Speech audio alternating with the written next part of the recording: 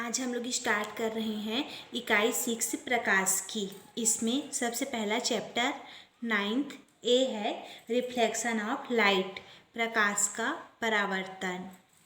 तो प्रकाश का परावर्तन क्या होता है ये हम लोग पिछले क्लास में पढ़ चुके हैं। पिछले क्लास मतलब 10th 11th में। ठीक, तो आज इसको एक बार फिर हम लोग रिपीट करेंगे। तो सबसे पहले हम लोग देखेंगे कि प्रकाश की क्या होती है। तो ये जो प्रकाश की है इसको इंग्लिश में कहा जाता है ऑप्टिक्स। तो प्रकाश की भौतिकी की वह शाखा है जिसके अंतर्गत प्रकाश ऊर्जा और उससे संबंधित परिघटनाओं जैसे प्रकाश का परावर्तन, अपवर्तन, व्यतिकरण, विवर्तन, ध्रुवण आदि का अध्ययन किया जाता है। अब ये जो प्रकाश की है ये दो प्रकार की होती है। पहला होता है किरण प्रकाश की, रे ऑप्टिक्स, और दूसरा होता है तरंग प्रकाश की, वेब ऑप्टिक्स। तो किरण प्रकाश की, इसके अंतर्गत प्रकाश से संबंधित परिघटनाओं का अध्ययन इस आधार पर किया जाता है कि प्रकाश किरणों से मिलकर बनी होती है। और तरंग प्रकाश की, तो इसके अंतर्गत प्रकाश से संबंधित परिघटनाओं का अध्ययन इस आधार पर किया जाता है कि प्रकाश किरणों से मिलकर बना होता है। प्रकाश तरंगों से मिलकर बना होता है। मतलब जो प्रकाश की प्रकृति होती है वो तरंग प्रकृति की होती है। प्रकाश तरंग एक रूप से एक स्थान से दूसरे स्थान में क्या करता है, गमन करता है। तो प्रकाश के तरंग सिद्धांत के आधार पर ही हम लोग प्रकाश के परावर्तन, अपवर्तन, विवर्तन, ध्रुवण की घटना की व्याख्या आसानी से करते हैं। तो सबसे पहले हम लोग देखेंगे प्रकाश का परावर्तन क्या होता है, रिफ्लेक्शन ऑफ लाइट। तो इसका डेफिनेशन होता है प्रकाश का किसी सतह से टकराकर उसी माध्यम में वापस आ जाना प्रकाश का परावर्तन कहलाता है। ठीक, और जिस पृष्ठ से प्रकाश का परावर्तन होता है उसे हम लोग परावर्तक पृष्ठ कहते हैं। और परावर्तन की घटना में माध्यम वही रहता है किंतु प्रकाश पथ बदल सकता है। जैसे हम लोग मान लेते हैं यहाँ पर M1 और M2 एक परावर्तक पृष्ठ है। ठीक, और मान लेते हैं कि यहाँ पर जो एक किरण है इसको मान लेते हैं AO। वो क्या हो रही है, किरण परावर्तक पृष्ठ के बिंदु O पर टकराती है और टकराने के बाद ये OB मार्ग का अनुसरण करती है। तब हम लोग जो किरण AO है उसको आपतित किरण कहते हैं। कौन से किरण कहेंगे इसको, आपतित किरण। और जो किरण OB है उसको हम लोग कहते हैं परावर्तित किरण। तो परावर्तक पृष्ठ के जिस बिंदु O पर प्रकाश किरण आपतित होती है उस बिंदु को कहा जाता है आपतन बिंदु, मतलब बिंदु O को। और आपतन बिंदु O पर हम लोग परावर्तक पृष्ठ, ये हमारा जो परावर्तक पृष्ठ है इसके लंबवत क्या करते हैं, एक रेखा खींचते हैं। इसे कहा जाता है, इसको हम लोग ON मान लेते हैं, ON इसे कहा जाता है अभिलंब। उसके बाद ये जो हमारा आपतित किरण है और ये जो हमारा अभिलंब है इसके बीच के कोण को कहते हैं आपतन कोण, और इसको हम लोग स्मॉल आई से प्रदर्शित करते हैं। मतलब यहाँ पर कोण AON इक्वल टू आपतन कोण I। उसी प्रकार से जो हमारा ये परावर्तित किरण है और ये जो अभिलंब है, तो परावर्तित किरण और अभिलंब के बीच के कोण को कहा जाता है परावर्तन कोण, और इसको हम लोग स्मॉल r से प्रदर्शित करते हैं। मतलब यहाँ पर कोण BON इक्वल टू परावर्तन कोण स्मॉल r। उसके बाद परावर्तन के नियम। तो परावर्तन के दो नियम होते हैं। पहला, आपतन कोण का मान सदैव परावर्तन कोण के बराबर होता है, और दूसरा आपतित किरण, अभिलंब और परावर्तित किरण और आपतन बिंदु पर क्या होते हैं, एक ही समतल पर होते हैं। तो ये क्या था, परावर्तन के नियम। अगला टॉपिक हम लोग पढ़ेंगे मिरर, दर्पण क्या होती है। तो दर्पण वह युक्ति है जो अपने पर आपतित संपूर्ण प्रकाश किरणों को परावर्तित कर देती है। व्यवहार में हम लोग कांच पर टीन व मरकरी के यौगिकों की कलाई करके दर्पण बनाया जाता है और दर्पण का परावर्तक पृष्ठ अत्यंत ही चमकदार होता है। और ये जो हमारा दर्पण है ये 3 प्रकार का होता है। सबसे पहला होता है समतल दर्पण। तो इस दर्पण का परावर्तक पृष्ठ समतल होता है। ठीक, ये इसका परावर्तक पृष्ठ है, ये होता है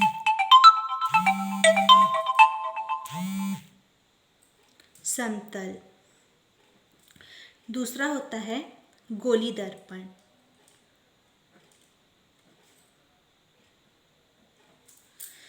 तो इस दर्पण का परावर्तक पृष्ठ गोली होता है इस रूप से, या तो उभरा हुआ होता है या तो दबा हुआ होता है। और जो क्या होता है मतलब जिसका परावर्तक पृष्ठ दबा हुआ होता है उसको हम लोग कहते हैं अवतल दर्पण। जैसे इसका जैसे एक यहाँ पर इस भांति, तो ये पृष्ठ क्या है, दबा हुआ है, तो ये कौन सा दर्पण होगा, अवतल दर्पण। उसके बाद ये जो हमारा परावर्तक पृष्ठ है इसको हम लोग इस रूप में बनाएंगे। तो ये क्या है, उभरा हुआ है, तो जो उभरा हुआ परावर्तक पृष्ठ है वो होता है उत्तल दर्पण। तो इस प्रकार से गोली दर्पण 2 प्रकार का होता है, अवतल दर्पण और उत्तल दर्पण। सबसे पहले गोली दर्पण का डेफिनेशन, जिसका परावर्तक पृष्ठ गोली होता है उसको गोली दर्पण कहते हैं, और जिसका परावर्तक पृष्ठ दबा हुआ होता है उसको अवतल दर्पण, और जिसका परावर्तक पृष्ठ उभरा हुआ होता है उसको क्या कहते हैं, उत्तल दर्पण। उसके बाद तीसरा होता है परवलयाकार दर्पण।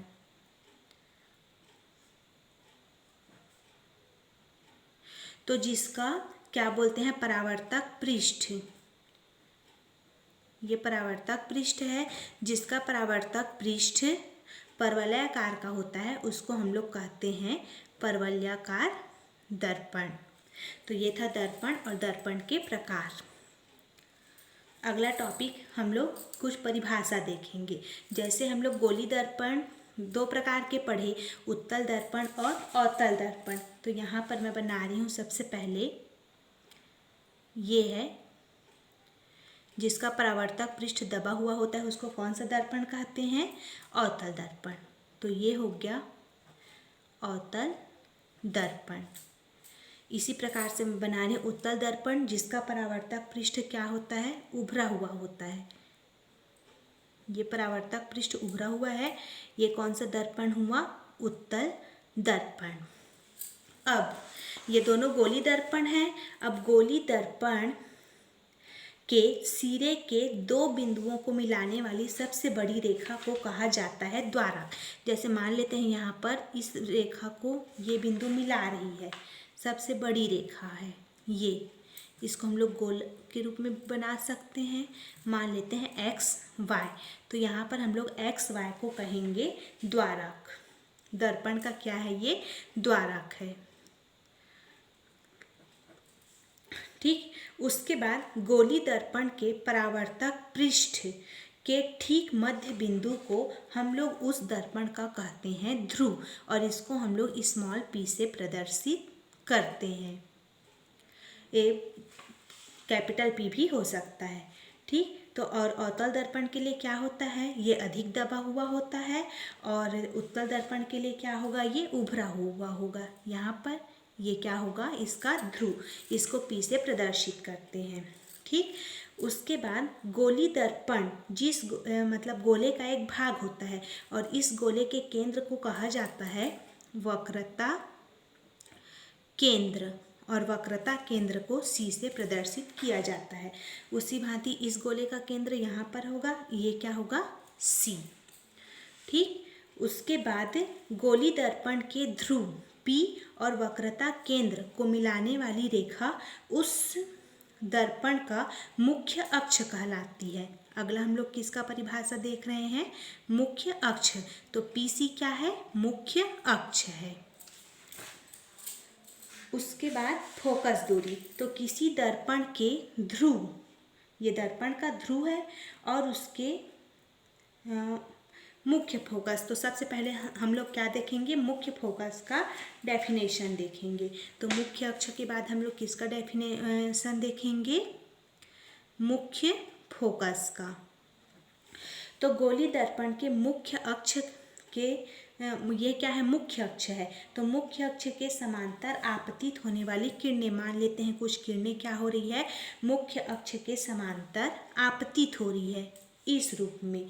तो आपतित होने वाली किरणें दर्पण से क्या होती है, परावर्तन के पश्चात, परावर्तन के पश्चात जैसे ये वाली रेखा यहाँ पर जाके मिल रही है, ठीक, ये यहाँ पर, उसी प्रकार ये आपतित हो रही है, ये परावर्तित होकर यहाँ पे मिल रही है। तो जिस बिंदु से मिलती है उस बिंदु को कहते हैं हम लोग मुख्य फोकस। मतलब ये क्या है, मुख्य फोकस, और इसको हम लोग एफ से प्रदर्शित करते हैं। उसके बाद है फोकस दूरी।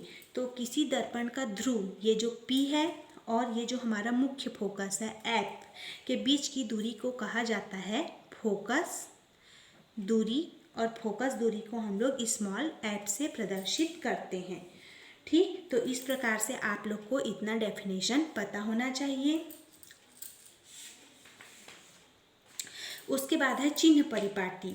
तो वस्तु को दर्पण के बाईं ओर स्थित मानने पर हम लोग धनात्मक ऋणात्मक कब लेते हैं, ये हम लोग आगे टॉपिक देखेंगे, तब उसमें पता चल जाएगा कि उत्तल दर्पण के लिए क्या लेते हैं चिन्ह परिपाटी, और अवतल दर्पण के लिए क्या लेते हैं।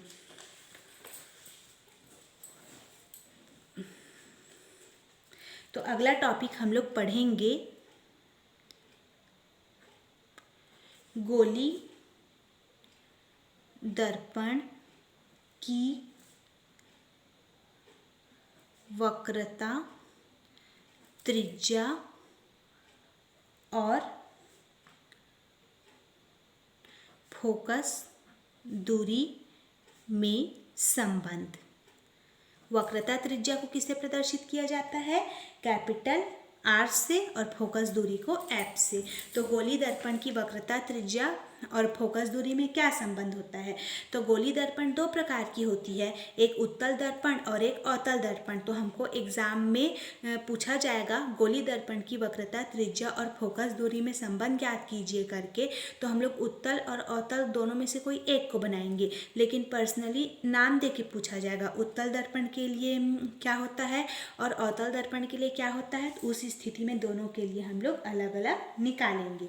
तो सबसे पहले हम लोग निकालेंगे अवतल दर्पण के लिए।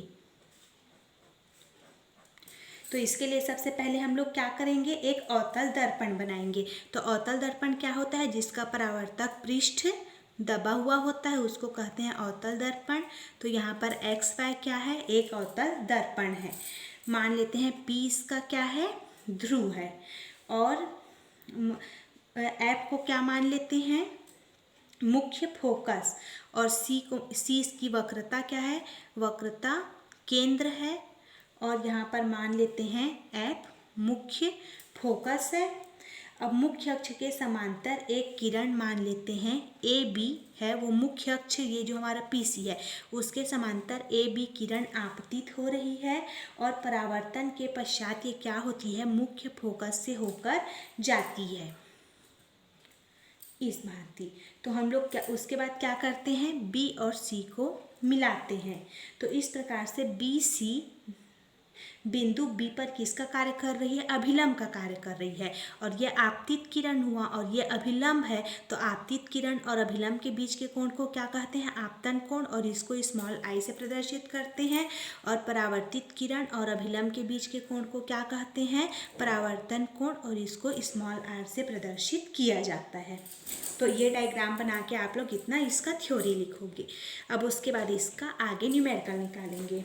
तो सबसे पहले परावर्तन के नियम के अनुसार क्या होता है, जो हमारा आपतन कोण है, आपतन कोण क्या है, कोण ABC वो परावर्तन कोण के बराबर होगा। परावर्तन कोण क्या है, कोण CBF, इसके क्या होगा, इक्वल होगा।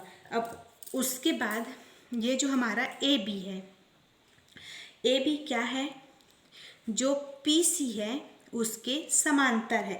तो ये वाला जो साइन किसका है, समांतर का, और बी सी रेखा को मिलाती है। तो इस प्रकार से देखो कोण ए बी सी, कोण A B C equal to कोण बी सी एफ, कोण बी सी एफ जेड के रूप में कोण बन रहा है, और ऐसे कोण को हम लोग क्या कहते हैं, एकांतर कोण। ठीक, मतलब ये कोण आई है तो ये कोण भी क्या होगा, आई होगा। तो ये कौन सा कोण बन रहा है यहाँ पर, एकांतर कोण। अब उसके बाद इसको मान लेते हैं इक्वेशन 1, ये है हमारा इक्वेशन 2। तो इक्वेशन 1 और 2 से देखिए, एक पक्ष बराबर है दूसरा पक्ष भी बराबर होगा, मतलब यहाँ पर कोण C B F equal to कोण बी सी एफ। अब उसके बाद हम लोग देखेंगे आगे त्रिभुज सी बी एफ में, कहाँ पे है, सी बी एफ में। तो सी बी एफ में देखिए जो एफ सी है वो बराबर होगा बी एफ के। एफ सी किसके बराबर होगा, बी एफ के बराबर होगा। तो इसको मान लेंगे इक्वेशन 3। अब यदि दर्पण का द्वारक क्या हो, बहुत छोटा हो, तो बिंदु बी दर्पण के अत्यंत ही निकट मान सकते हैं। तो इस स्थिति में क्या होती है, ये जो हमारा बी एफ है वो पी एफ के बराबर होता है। तो इसको हम लोग क्या करेंगे, इक्वेशन 3 में हम लोग बी एफ के जगह क्या लिख सकते हैं, पी एफ। तो हमको एफ सी इक्वल टू क्या प्राप्त होगा, पी एफ। अब दोनों तरफ और इस समीकरण में पी एफ जोड़ने पर, तो F C plus P F equal to P F plus P F. इसको क्या लिख सकते हैं, F C plus P F. तो देखिए यहाँ पर एफ सी पी एफ को हम लोग क्या लिख सकते हैं, पी सी, डायग्राम से लिख सकते हैं पी सी। तो यहाँ पर हम लोग पी सी इक्वल टू क्या लिखेंगे, 2p एफ, या फिर पी सी इक्वल टू क्या हो जाएगा यहाँ पर, पी सी इक्वल टू, यहाँ पर पी सी को हम लोग क्या कहते हैं, वक्रता त्रिज्या। पी और सी को मिलाने वाली रेखा को वक्रता त्रिज्या, और वक्रता त्रिज्या को किससे प्रदर्शित करते हैं, आर से। अब यहाँ पर लगाएंगे चिन्ह परिपाटी। तो दर्पण की वक्रता त्रिज्या हम लोग अवतल दर्पण के लिए लेते हैं ऋणात्मक, तो माइनस आर लग जाएगा। उसी प्रकार से पी एफ इक्वल टू निकालेंगे, तो पी एफ, तो पी एफ क्या होती है, ध्रुव और मुख्य फोकस के बीच की दूरी को फोकस दूरी कहते हैं, और इसको स्मॉल एफ से प्रदर्शित करते हैं। और दर्पण की फोकस दूरी अवतल दर्पण के लिए माइनस होती है। अब इस मान को इस समीकरण में रख देंगे। तो पी सी का मान क्या है हमारा, माइनस आर माइनस 2 एफ, ये हो जाएगा। या फिर हम लोग स्मॉल एफ इक्वल टू क्या लिख सकते हैं, आर बाई 2। आर क्या है हमारा, फोकस दूरी, सॉरी एफ क्या है, फोकस दूरी, और आर क्या है, वक्रता त्रिज्या। तो गोली दर्पण की वक्रता त्रिज्या और फोकस दूरी में ये संबंध होता है, small F equal to R by 2। ये किसके लिए है, अवतल दर्पण के लिए है। ये फॉर्मूला आप लोग को याद होना चाहिए।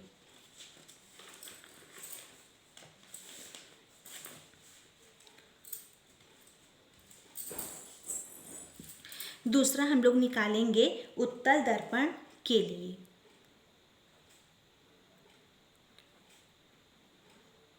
तो इसके लिए क्या करेंगे, उत्तल दर्पण बनाएंगे। उत्तल दर्पण कैसे बनाते हैं, जिसका परावर्तक पृष्ठ क्या होता है, उभरा हुआ होता है। ये परावर्तक पृष्ठ उभरा हुआ है। तो मान लेते हैं एक्स वाई क्या है, एक उत्तल दर्पण है, और पी इसका ध्रुव है, और सी क्या है, इसका वक्रता केंद्र है, और एफ मान लेते हैं इसका मुख्य फोकस है। और मान लेते हैं ये मतलब एक किरण ए बी उसके मुख्य अक्ष, ये जो हमारा मुख्य अक्ष है उसके समांतर क्या होती है, इसको बढ़ा देते हैं, एक किरण ए बी आपतित होती है। ठीक, और उसके बाद ये क्या होती है, बी एम दिशा में परावर्तित हो जाती है। इसको m मान लेते हैं, ये बी एम दिशा में परावर्तित हो जाती है। उसके बाद हम लोग ये जो हमारा m है इसको हम लोग मुख्य फोकस से मिलाते हैं, और उसके बाद यह किरण मुख्य फोकस से आती हुई क्या हो रही है, प्रतीत हो रही है। उसके बाद हम लोग सी बी को मिलाते हैं इस रूप में। ठीक, उसके बाद हम लोग क्या करते हैं, सी बी को आगे की ओर बढ़ाते हैं जिससे हमको एन रेखा प्राप्त होती है। तो उसके बाद सी एन क्या होती है, ये है आपतित किरण इस पर अभिलंब का कार्य कर रही है। तो यहाँ पर फिर ये कौन सा कोण होगा, आपतन कोण, और ये परावर्तन कोण। तो यहाँ पर परावर्तन के नियम से आपतन कोण और परावर्तन कोण दोनों बराबर होगा। तो कोण ए बी एन किसके बराबर होगा, कोण एम बी एन के। तो कोण एन बी एम के बराबर होगा, इक्वेशन 1। अब उसके बाद देखिए जो रेखा ए बी है वो किसके समांतर है, पी सी के समांतर है। इसको आगे की ओर बढ़ाएंगे तो A B Rekha P C के समांतर है, तो बी सी रेखा को मिलाती है। तो यहाँ पर कोण ए बी एन, कोण ए बी एन, ठीक, इक्वल टू कोण B C P, B C P कौन सा कोण बन रहा है, संगत कोण। इस भांति जो कोण बनता है ऐसे, इसको हम लोग कहते हैं संगत कोण। तो यहाँ पर ये संगत कोण बन रहा है। और कोण N B M equal to कोण C B F, N B M C B F कौन सा कोण बन रहा है, शीर्षाभिमुख कोण। ये ऐसे और ऐसे, यहाँ पर जो कोण बन रहा है वो कौन सा कोण है, शीर्षाभिमुख कोण। इसको इक्वेशन 2, इसको इक्वेशन 3।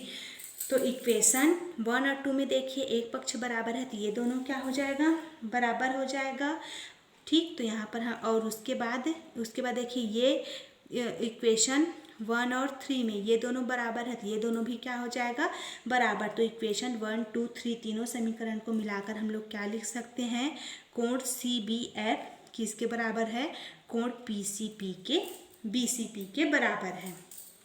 अब उसके बाद त्रिभुज सी बी एफ में, तो सी बी एफ में हम लोग क्या निकालेंगे, बी एफ बराबर है किसके बराबर है, एफ सी के।